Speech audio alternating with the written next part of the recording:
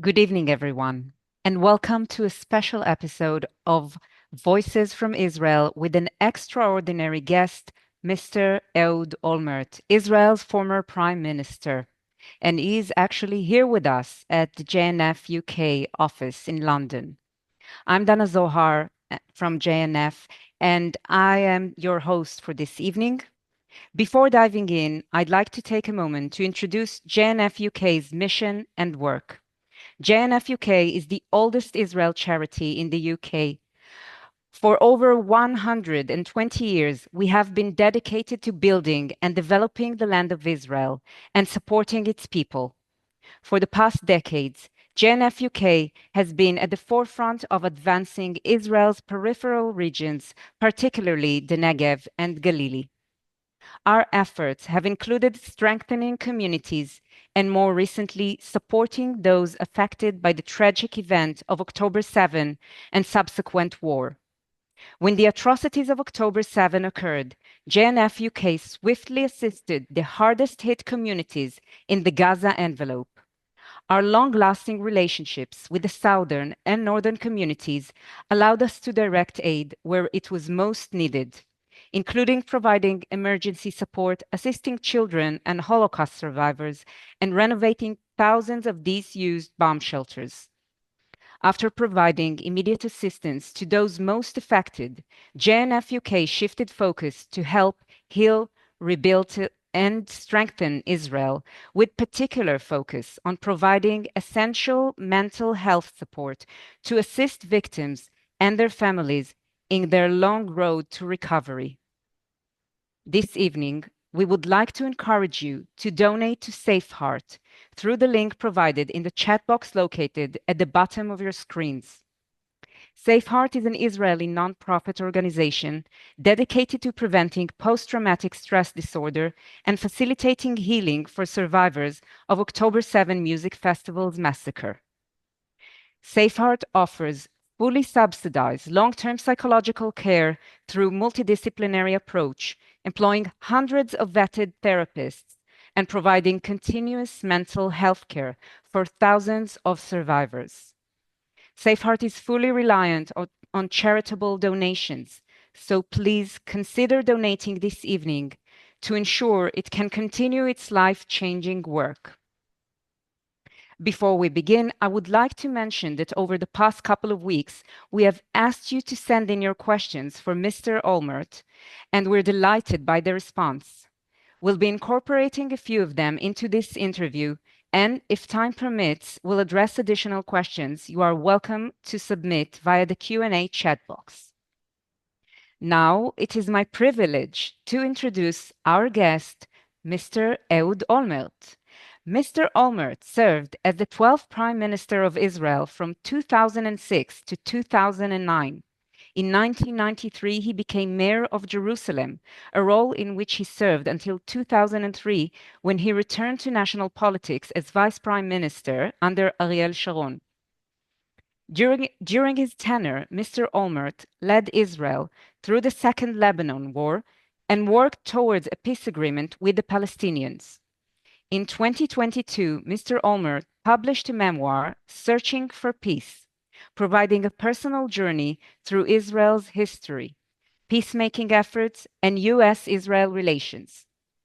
Mr. Olmert, thank you for being with us this evening. Thank you for inviting me. It is our pleasure and privilege. I'd like to start with the Iranian threat. Between April 13th and 14th, Iran executed unprecedented missiles and drone strikes against Israel, which it repeated on October 1st. Wasn't there an Iranian concern that such direct involvement could jeopardize its nuclear ambitions and potentially lead to a full-scale war? And more broadly, what is the Iranian strategic plan? Well, thank you very much.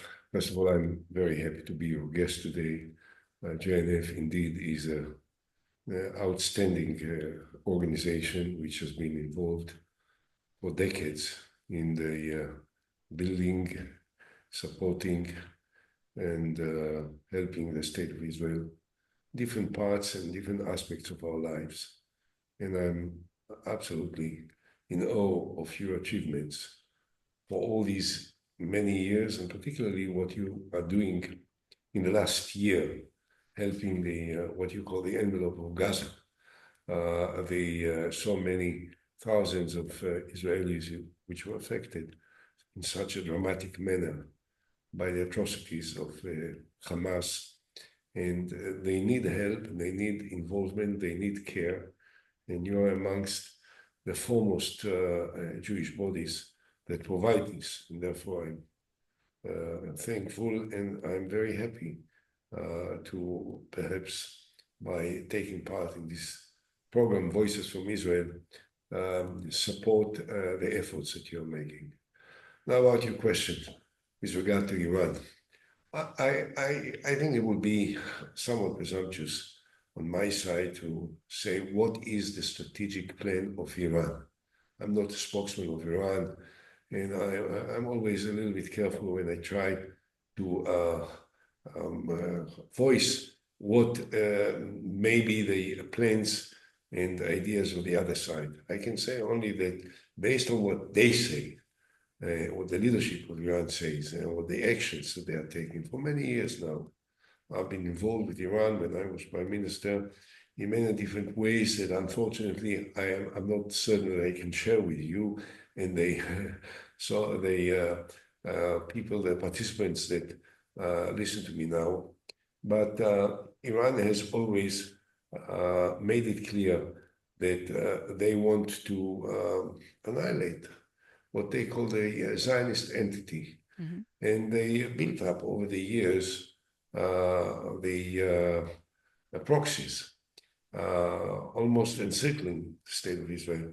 Hezbollah in the north, Hamas in the south, the Iranian militias in Syria, the Iranian militias in Iraq, the Houthis in Yemen, and first and foremost, the Iranians themselves, with their long-range missiles and other very dangerous and I must say also very highly developed facilities, such as the UAVs, the drones, which now they are providing to Russia to assist the Russians in their war against the Ukrainians, but which also were provided to all the proxies surrounding the state of Israel, and we have to deal with these and face them.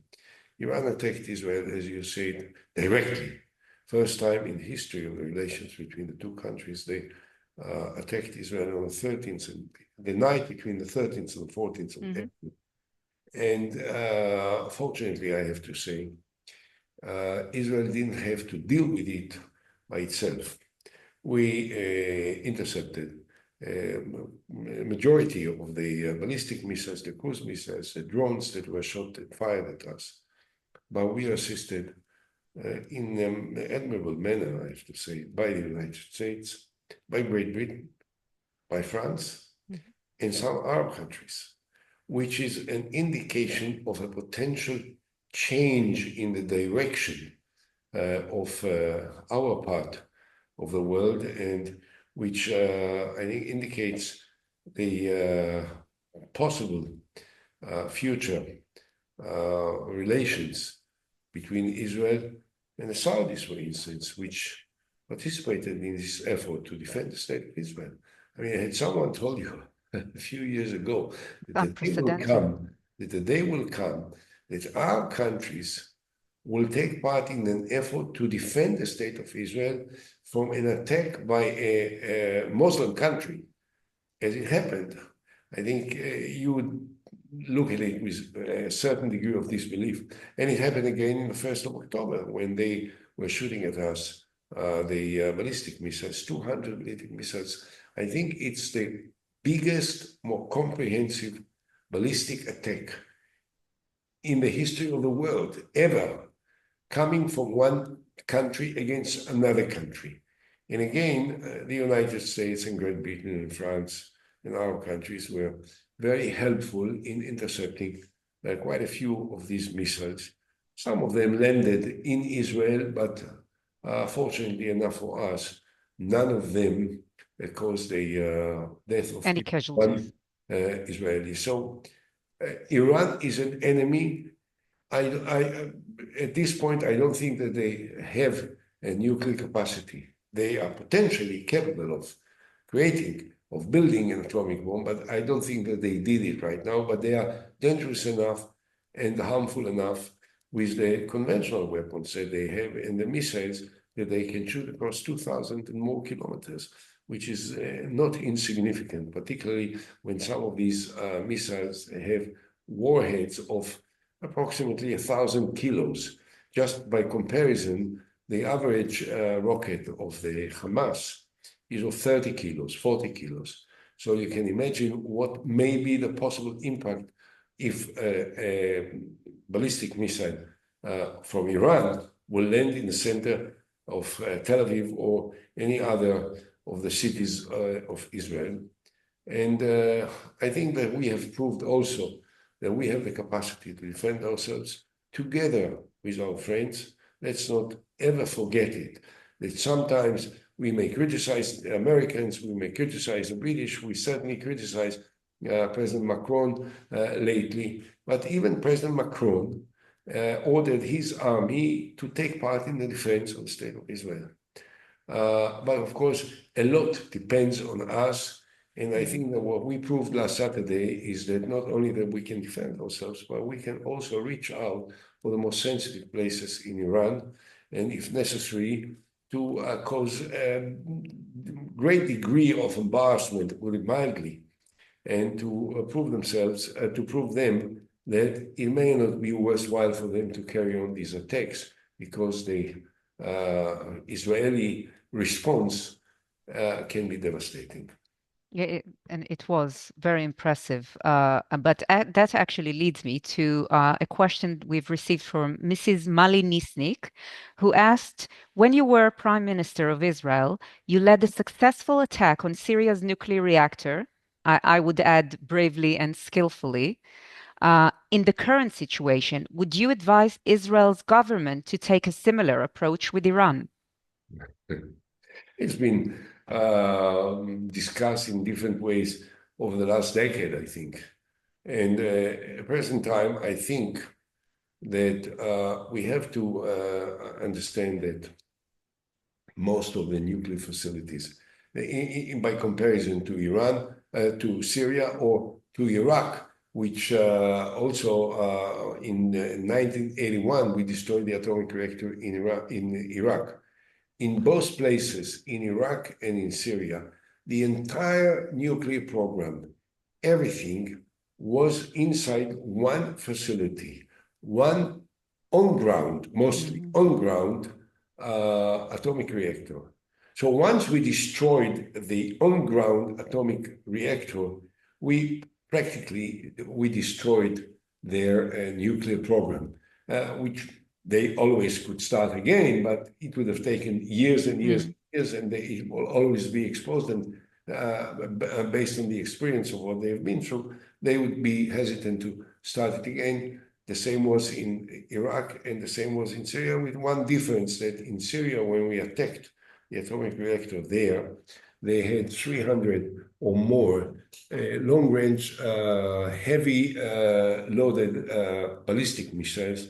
They were aiming at every single important strategic target in the state of Israel, and which the Iraqis didn't have in 1981. And so the question, or the problem, the dilemma that we had before we took the decision to go ahead with this attack was, what will happen if they will press the button of their arsenal of ballistic missiles and shoot them at all the centers of Israel, the civilian centers, the military centers, the economic centers, the strategic centers of the state of Israel. So the brilliance of the military operation at that time, not the prime minister, he was sitting in a situation. The brilliance of the Israeli operation was that we succeeded in destroying completely the atomic reactor, and we manipulated it in such a way that they didn't use their capacity to respond, which may have caused us lots of difficulties. However, all this is entirely different from what we have in Iran. In Iran, the nuclear program is spread in many different places, and also it's Underground. mostly underground, 40, 50, 60 meters. Mhm. And I don't think that what Israel is capable of doing today can actually destroy these underground centers. We can cause enormous difficulties. We can cause strategic damage to Iran by destroying some of the energy centers, the oil centers in Iran, which can cause them a dramatic damage. And they were very anxious before the Israeli Mhm. operation that we may decide to do it. And I think we did, we were smart enough not to do it. We were careful, we were measured, we did the right thing at the right time in the right impact, and we achieved the goals of intimidating the Iranians. Had we tried to attack the sites of the nuclear sites, we may have not succeeded, but to destroy it completely, which I think is what America can do and possibly will do one day if they will reach a conclusion they are trying to really actually build an atomic bomb. And they know now that while we may not be able to destroy completely the underground sites, we can reach out for every place in Iran and we can know everything that they are doing after what we have manifested over the last few months in different other parts of the areas that we are now facing. So I think that this is where we are now, and But I'm quite concerned about the potential of Iran to cause damage to the state of Israel, even without nuclear weapons. So that leads me to my next question, because we keep speaking about should we attack this facility or that facility, and why is Israel focused solely on targeting facilities rather than pursuing a broader strategy to destabilize the Iranian regime? Yeah, this is one of these slogans Is it? to destabilize the Iranian regime. How can you destabilize the Iranian regime? What? You attack the capital, you destroy the parliament building, you try to fire missiles into the residence of the president. There are certain things which you better not try to do because you have enough enemies. They can try and do similar things to you. And if they will even not succeed as much as you do, but partly, it can be very painful and very damaging, and you don't want to be there. And also, a member state of the United Nations is not supposed to kill the leaders of a member state of the United Nations. I know that everyone will say yes, but they were shooting, the Hezbollah was shooting a drone which appeared to have been aimed at the residence of the Prime Minister. All right. We have smarter, more sophisticated ways to destabilize the regime. I mean, it's not Yeah, just look, yes. let's not cross the reasonable framework that is relevant to what we are trying to do. Mhm. Iran is a nation of 90 million people. It's an empire. We're not going to destroy Iran. I don't think that we want to destroy Iran. I think we want to deter Iran Mhm. from doing things which may jeopardize the security of the state of Israel. And presently, we are doing it with the assistance of our most powerful friends, Mhm. United That- States, Great Britain, France, Germany, and others. And this is good enough. mhm. Okay, so now moving on to Gaza. Um, why is the assassination of Yahya Sinwar important? I'm not sure that this is so important. We have elevated the possible uh, targeting of Yahya Sinwar, like we have made him as the greatest enemy in the history of the Jewish people.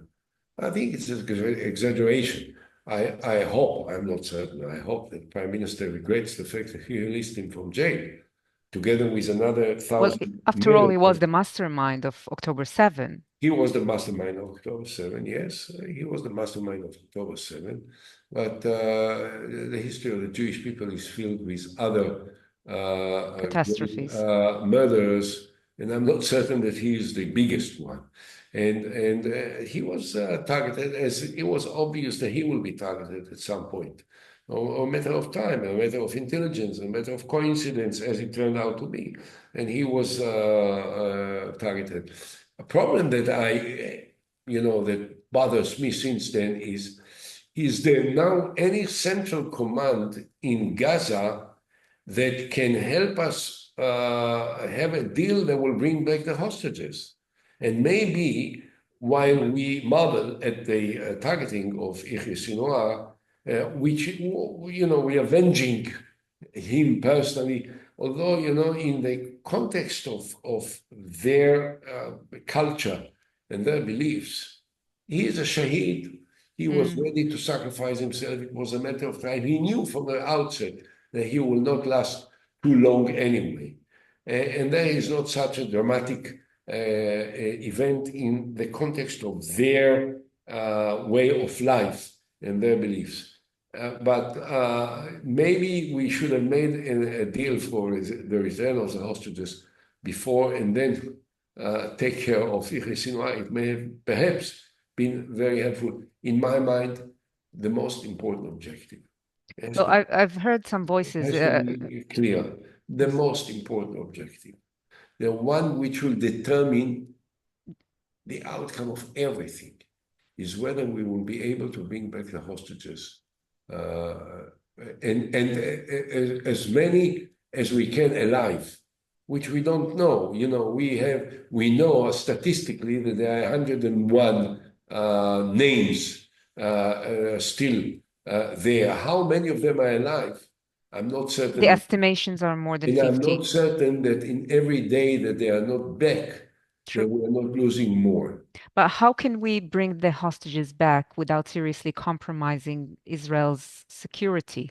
I don't think that there is any contradiction. I think that we have achieved in a military operation everything that we can achieve in a military operation. But let's be somewhat more modest and less, if I can say so, less arrogant about ourselves. We are fighting a year. There has never been, in all the history of the state of Israel, a year-long military confrontation. Not even the War of Independence. Certainly not the war in 67, which has lasted 6 days. Not the war in 73, which lasted 22 days or less. Now, we have to understand that for a year, we are fighting in a very small area with all the military power of what Israel possesses. The aircraft, the Air Force, which is definitely the most outstanding Air Force in the world. There's no question about it. I wouldn't say necessarily about all the other units, which are fighting courageously and with emotional involvement and with sacrifice, which is awesome. But the Air Force of Israel is exceptionally unusual in terms of its abilities, in terms of its achievements, in terms of its performance. All this in Gaza, not against an army. We fought in the 73 war against Syria and Egypt with thousands of tanks on their side, with thousands of artillery, with hundreds of jets, of military combat planes that they were fighting with us, and with tens of thousands of units of soldiers. Here we are fighting only against a terrorist organization. We have done everything that can be done in the context of the tunnels, of the involvement of the fighters in the urban centers, which are densely crowded in Gaza. We have broken down the But Hamas. we keep discovering more and more, like the No, networks are. there will be forever. There are 2.5 million people living in Gaza. Half of them are 18 and below, 18 years old and below. There will always be another guy that will grab a gun and will shoot someone, an Israeli, and will kill them, and it will last forever. We had a similar experience in Lebanon, and we stayed there for 18 years. Did it change any dramatic things? No, except that we lost 800 soldiers in the 18 years in Lebanon, and I don't want to lose now 800 soldiers in Gaza when the Hamas as a unit, Hamas as an organization, Hamas with all its facilities, with the rockets, with the command position, with the tunnels, it's been destroyed.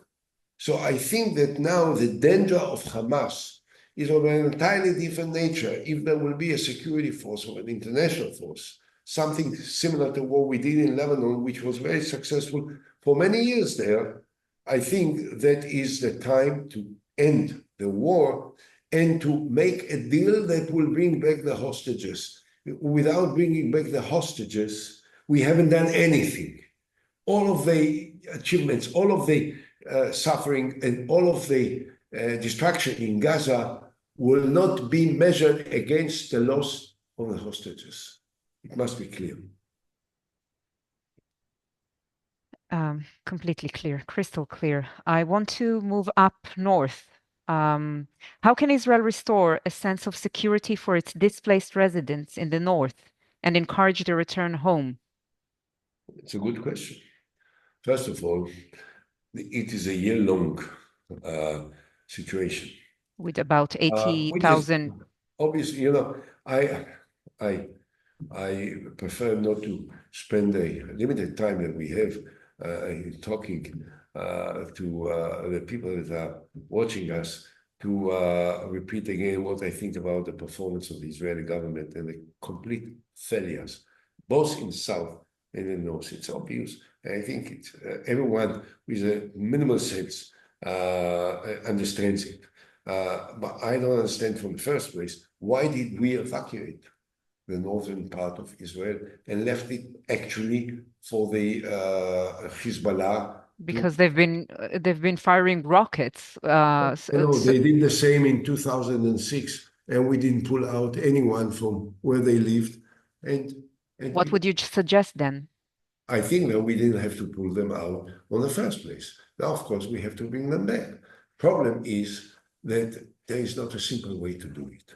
And we have been waiting there for months and months and months and months. It's been a year now. It's been a year that a strip of about 5 kilometers wide has been emptied of Israelis living there, in Metula, in Kiryat Shmone, in the north, in Shlomi, in Ma'alot, in all Manara. the different settlements, kibbutzim, moshavim, whatever. Now, what we try to do is to start a ground operation. We started a ground operation in order to push Hezbollah, and we found lots of weapons hidden there, which was known and obvious from the outset. We knew that they were accumulating weapons over there. Now we try to push them back into across the Litani River. Let's assume that we will succeed in doing it completely over a period of time. It will take another 2, 3, 4 months. In the meantime, we will lose quite a few soldiers, and every day there is another Israeli soldiers that is fallen in these skirmishes and confrontations on a limited basis, but over a broad period or a broad area. Okay, we'll succeed and push them back to the Litani River. We want to bring back the Israelis that live along the border. Okay, now how can we prevent the Hezbollah from coming back to the border and doing what they have been doing, which forced them to move out? There are two ways. One way is that we will remain along the Litani River. In other words, then we will enter back into Lebanon, occupy the south part of Lebanon, and be engaged almost on a daily basis with skirmishes, with confrontations, with shooting, with killing, with losing soldiers, and whatnot. The alternative is a possible diplomatic agreement between us and the government of Lebanon with the participation of an international force, which will be assigned to supervise the agreement in order to prevent the return of the Hezbollah back to the south. If there is an option for this diplomatic agreement, why should we wait and not encourage the Americans and the French, which are trying to do it already? Why should we wait for another few months, pull the Hezbollah across the Litani River, lose another 100 soldiers, God forbid, and then we'll make an agreement and move out. If we can make the agreement, let's try and do it now. I think it can be done. I think it can be done. I think we have to empower the Americans. Amos Hochstein is former Israeli. He is the emissary of the President Biden, and the French to try and close a deal with the Lebanese government that can be effective. I'm not talking about a deal which will leave the south part of Lebanon again to the control of Hezbollah, not a deal. And I think that we have achieved a great deal already, weakening Hezbollah. So this may be the time The where chance, yes. Hezbollah will now understand that they may not entertain the same kind of support from Iran as they may have hoped before, and that they themselves lost their whole ranks of leadership, starting with Nasrallah and going down to the division commanders and even lower than them. So it may be the time that we can make an agreement which can conclude the fightings and allow us to bring back the residents of the north. That's what we try to do, that we should try to do. I hope we will try to do it. I hope so. In the past few months, Israel has launched preemptive strikes on Lebanon and initiated the ground maneuver, as you mentioned, marking a shift from its prior containment policy. What prompted this change from restraint towards a more proactive stance? I'm not so sure that this was a preemptive attack. The fact is that for the last 10 months of this period, they were on the border and we were on the defense and they were on the attack. So finally, after a long time, we decided to counter their attacks with an Israeli counteroffensive. And we did what we may have been doing from the beginning, and for different reasons, which I'm not quite familiar with all, okay, so I don't want to say we didn't do it. We did what we knew that we can do. There was always an enormous, gross exaggeration about the real abilities of Hezbollah. They were talking about 150,000 missiles. They never had 150,000 missiles. I knew that they never had it. The number of missiles they had was much smaller, still very, very aggressive and very, very dangerous. And they are holding the entire north of the state of Israel under their daily attacks. Today, they shot perhaps more than 200 rockets and so on. But these are not the heavy missiles, which are a game changer. Okay? And I think that they will be very careful before they use them. I hope they will not use. They can use them, by the way. There is no question about it. They can use them. But the cost of their cost of what they were doing up until now is considerable. And they lost hundreds and hundreds of soldiers of their fighters in the course of these confrontations. And I think that all their leadership is obviously, they lost, particularly with Nasrallah, but also with the chief of staff, Abu Shukr, and others. And therefore, I think that my priority is to try and reach out an agreement as soon as possible. Okay, we have a lot to cover still. So let's move to what we've discussed. Israel failed to protect the communities bordering Gaza, which resulted in the October 7 massacre. How can we ensure that this will not happen again? And Miss Odelia Sterling also asked, what do you think went wrong with security on 7th of October? First of all, there is a certain gap which is almost, it appears to be inexplicable between the failure on the 7th of October And what we're and seeing the now. enormous power that we have then used against the Palestinians in Gaza. Where was this power on the 7th of October? This is what people ask. Mm-hmm. Now, first of all, I'll say what I think happened. What happened is something very simple. We were arrogant. We were arrogant and complacent and overconfident. And we took for granted that the Palestinians are entirely incapable of doing anything because they are primitives and they are nothing. We, the Israelis, startup nation, the experts of technologies, the experts of cyber. I mean, what can they do to us? Sounds very familiar, something like Yom Kippur, perhaps? Exactly, exactly. And the similarity is great because in Yom Kippur, we knew everything in advance. We saw the armory of the Egyptians just across the canal and all their thousands of soldiers getting ready. The same is in the Golan Heights. And the only thing that we say to ourselves was, okay, they look like they're going to attack, but come on. Are they going to attack Israel that wiped them away in 1967? Do they not understand that we are going to smash them But overnight, the same destroy happened here. them? And this is the same what happened now here. So the question was not the lack of any ability to defend ourselves. It's when you don't defend, you don't have a defense, then they can cross and come across into your living rooms and bedrooms and safe rooms of all the people that live across the border. So how do we And that's prevent what ourselves happened. from? So how do we prevent it?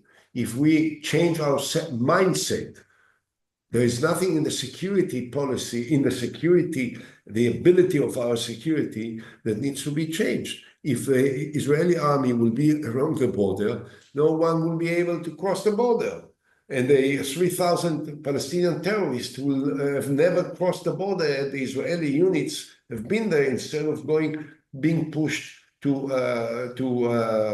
provide security for the militants in the West Bank and the settlements that were celebrating Simchat Torah. That's what happened. They were not there. When they were not there, there was no one to defend. But when we decided to take action, then look what happens. There is no Gaza anymore. Okay? So when you ask what will be in the future, if we will be sleeping when we have to defend, it will happen again. If we will not be sleeping, if we will use all our awareness and if we will be less arrogant and we will take the necessary measures, nothing will happen. Hopefully so. So we've addressed it a bit, but is Israel succeeding in the struggle to eliminate the threat of terror from Gaza, Lebanon, and its other enemies? I don't think that we can suggest or believe that there is an option of eliminating terror completely 100%. Life is more complex. And of course, without finding a comprehensive political solution for the historical conflict between us and the Palestinians, there is not a chance ever to eliminate terror completely, even if there will be peace. Why do you say that? Because of the ideology? Because of If we what will not reasons? be able, if we will continue to occupy territories, if we will continue to dictate, to deny 6 million Palestinians For from them to occupy territories is for us to be in the state of Israel. no, No, these are territories which historically are linked to us, and we have to make a choice. What do we want? Do we want to control every piece of land, even where there are millions of people that are not part of us and that they don't want to live mixed with us and embedded with us, and they want to separate and to exercise their rights of self-determination? Or do we want to be obsessed by the historical attachment to the territories at the possible cost of fighting forever? We have to make up the mind. You know, I was known for years to be friendly with the Land for Israel or Land of Israel movement and so on and so forth. But I reached the conclusion that we have to make a choice. And this choice may be painful, okay? I think that every bit of land from the Jordan River to the sea historically is linked to the very fundamental nerves of Jewish existence. But at this time in life, we have to make a choice. What do we want more? Do we want to somehow continue this priority of taking over every piece of land at a cost of fighting forever? Or are we prepared to make a compromise, which will be very painful emotionally, but which is inescapable if we want to change the balance that will dictate the way and the quality of our lives? This is what we have to do. Those who want to take over the territories want to be occupiers forever, or worse, they may want to even kick out all of the people that live in the territories away so that it will be completely, entirely taken by us. This is crazy. It will not happen. It will only make Israel pariah. It will make Israel boycotted by the entire world. Already now, Israelis can't go to American campuses or the British campuses, for that matter, or to other campuses across the world. Why? Because we are identified with brutality and with the massive killing of tens of thousands of civilians. Look, I think that the war was inevitable. What they did on the 7th of October made the war inevitable. We had to respond, and everyone in the world, by the way, recognized the right of Israel to respond. President Biden, he came to Israel 11 days after the war, and he said Israel has a right to respond. Prime Minister Sunak, Rishi Sunak from Great Britain, came to Israel, and in Israel kept saying, and then he said it in Parliament time and again, admirably, by the way. And he said, Israel has a right to respond. Everyone said so.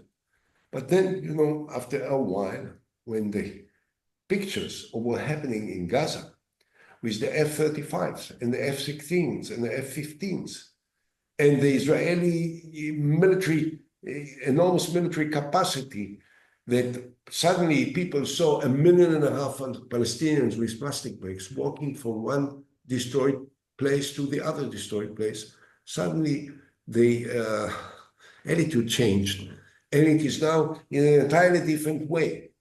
And what you see on televisions or what you see in the networks is that the brutality and the cruelty of Israelis, and that and you ask yourselves, okay, where can we protect our security on the one hand, and at the same time not lose the ability to be part of the international community that we want to be part of? And I think that this is something that needs to be dealt with delicately and in a very careful and thoughtful manner. I can say that since I've relocated to the UK a few months ago, I've noticed a significant support for the Palestinian narrative in the British media when they cover the conflict. And I think it's almost as if they forgot or everything is portrayed as out of context. And I actually, my question is very specific. What strategies can Israel employ to more effectively convey its position to an international audience? In a song, as they will report, as they do today on British television, of 100 civilians killed in Gaza as a result of Israeli aircraft bombing, there will not be a change. So the war has to stop, because this is not going to bring back the hostages. So, there is a certain line that you don't want to cross. You have to, you can say to yourself that these guys are hypocrites, they are unfair, they forgot what happened on the 7th of October and what triggered the operation. And that no other country would accept to live when it's But there constantly is no bombarded question. and under the threat of All being. the international community said it has a right to respond. So the right of Israel to respond was not ignored by the international community.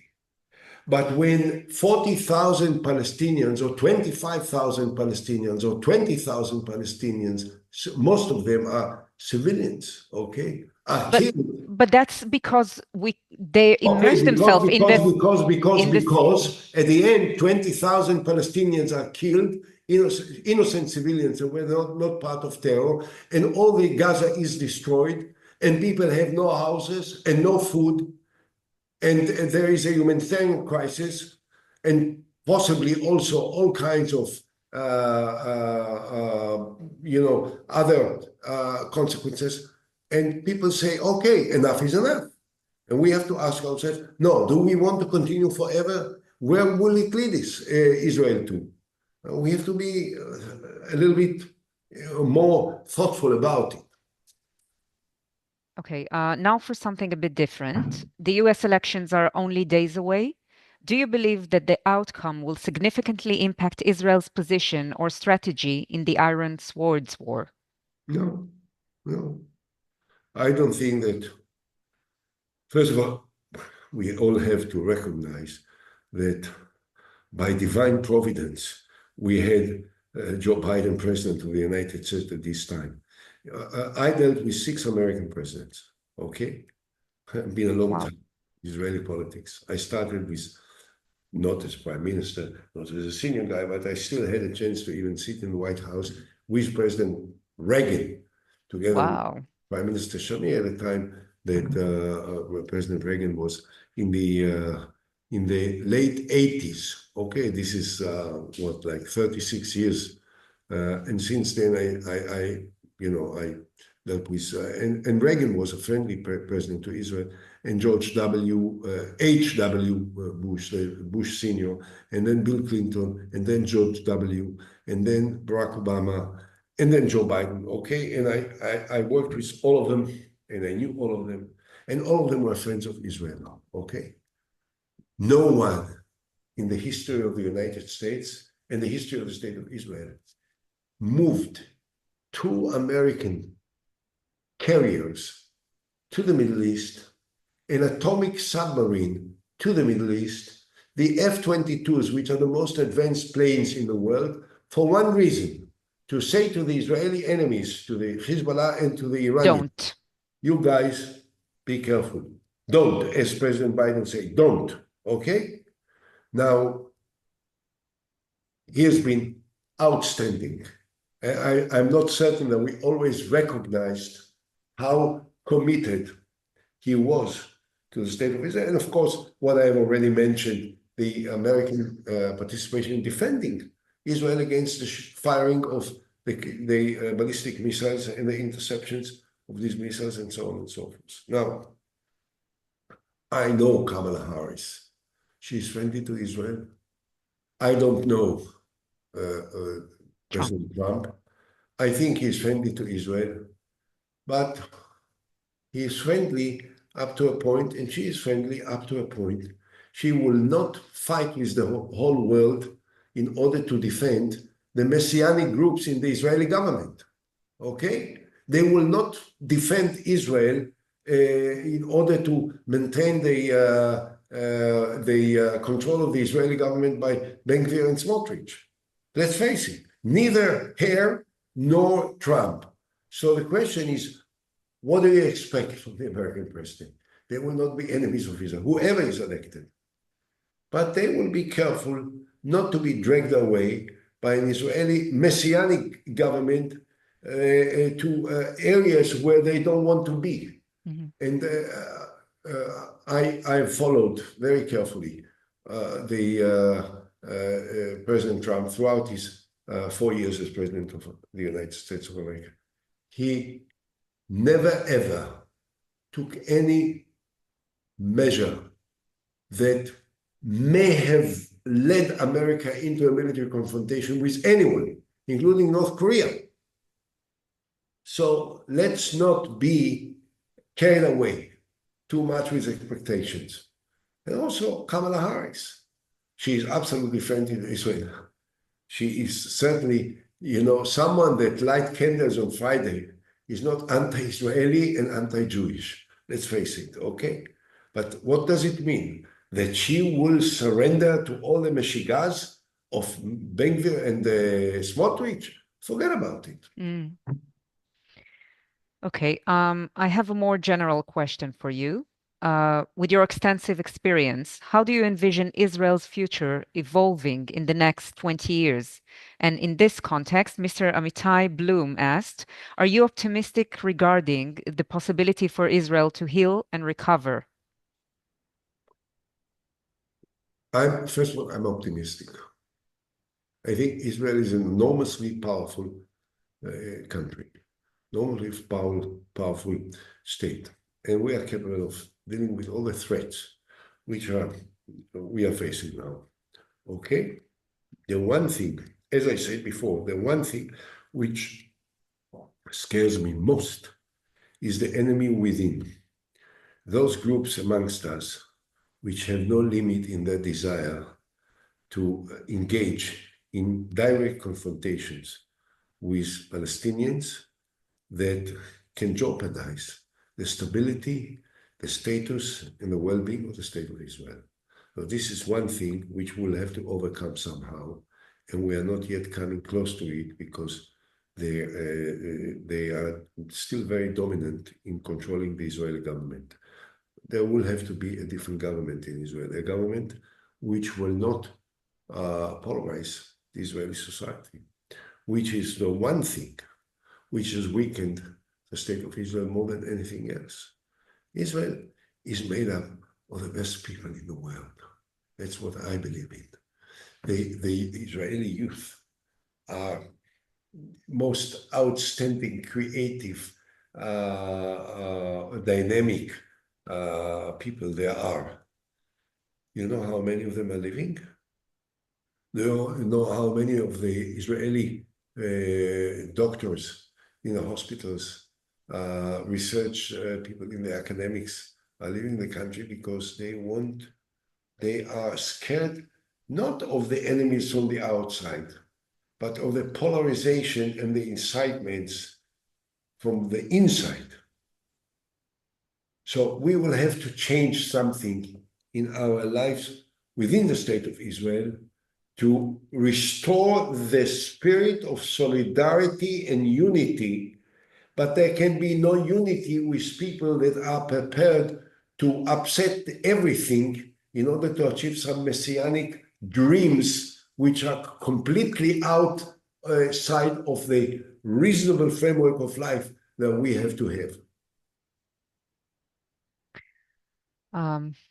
Mr. Olmert, sorry. Many people are curious.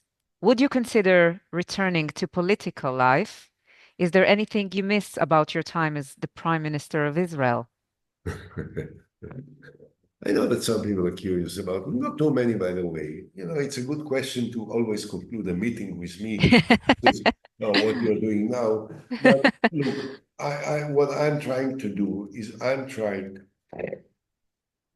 as someone that has possibly a certain degree of influence, I don't think how much, but I'm known, people know me, people are sometimes prepared to listen to what I have to say.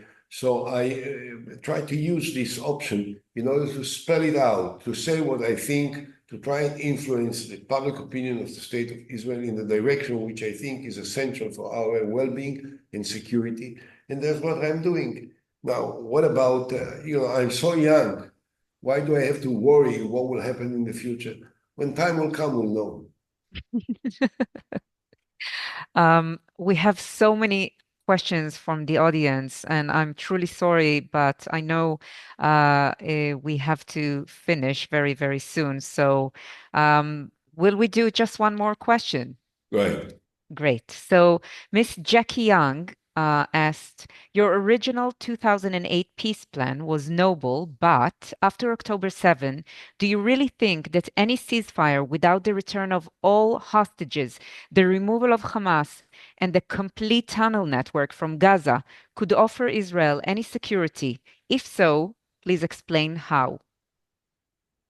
I don't think that I really have to explain why Israel is capable of defending itself against 5,000 uh, terrorists.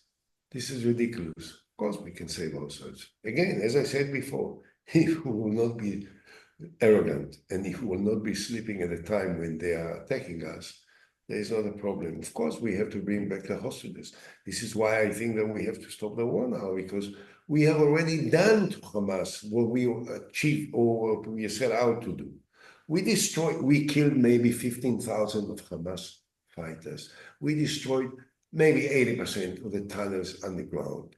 We killed all the leadership of Hamas. Mhm. Yahya Sinwar is just a symbolic, name, but there are so many others that we killed and destroyed. We destroyed all the command positions, all their launchers. They don't shoot rockets anymore, not because they don't want to, but Because because they're not they mostly capable. don't have them already, because we destroyed most of them. So, and Gaza is in rubbles.